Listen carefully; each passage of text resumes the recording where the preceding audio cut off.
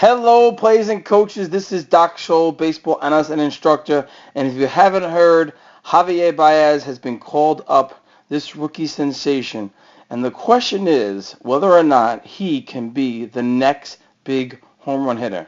I mean, I can tell you one thing. This kid uses every ounce of his body to explode through the zone. I have not seen this explosion and this type of bat approach since Julio Franco, Manny Ramirez, and the current Bryce Harper. He has so much power. In the minors this year, he has hit a home run every 17 at-bats. However, this is my big question is, he also strikes out every 3 at-bats. In 104 games in AAA this year, he has 23 home runs and 130 Ks. I do know that they hired Manny Ramirez just to work with him, and if you notice in his AAA stats, he has actually improved over the last few days. So let's take a look at his swing and some of the things I like and some of the concerns I have. Of course, people always say all the movement that he has. Can a guy like this, with all that movement, be able to be consistent enough in the Major League Baseball season? Okay, let's break it down a little bit. And you notice one of the things I want you to talk about is that big leg kick to get onto that back side. Notice how he loads up onto that back side with that leg kick, getting some momentum and body into the swing. Okay, and then he's going to drive forward. Now we always talk about the weight transfer that I love, and here you'll see his weight transfer is ridiculous. It's almost a full head of weight transfer. Okay, so he's got that load on the back side, impressive control and weight transfer. Okay, the one thing that you would never teach a kid is look at what the bat does at the cock position. Really, I haven't seen that since Julio Franco, Dave Winfield, Manny Ramirez a little bit.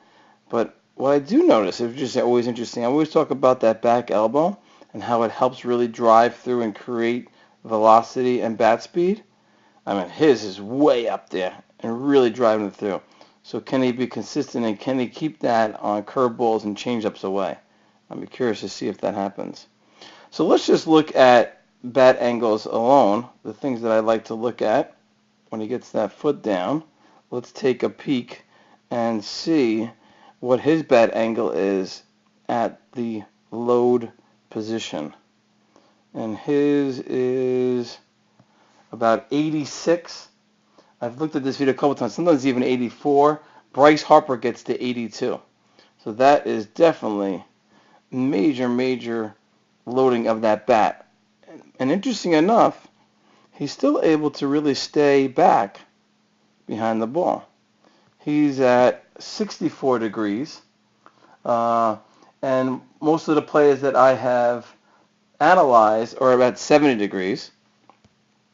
And then what he does, as he drives forward and makes contact, you see me talk about this all the time, staying behind the ball. And again, he does a great job with staying behind the ball. He's at 66 degrees at contact, and a lot of players are. That really helps with having the correct swing plane. And the last thing you notice I talk about all the time is that front foot at contact. You would never notice unless you use Uber Sense or some slow motion. It looks as though his foot's open, but he keeps that nice and close so he can create that explosion through the ball. And he really gets every bit of his body into the ball. Okay? I'm really curious to follow this guy and see what he could do. Usually these guys come out and they're really hot in the beginning, and then pitchers trying to find out their weaknesses. And my guess is a lot of off-speed stuff is going to come his way with all this movement. All right? So if you like my video, hit me up with a comment or a like. If you want to send me an email, send it to doc2323@gmail.com. I hope you enjoyed, and I look forward to us all watching this kid in the major leagues because he's very exciting.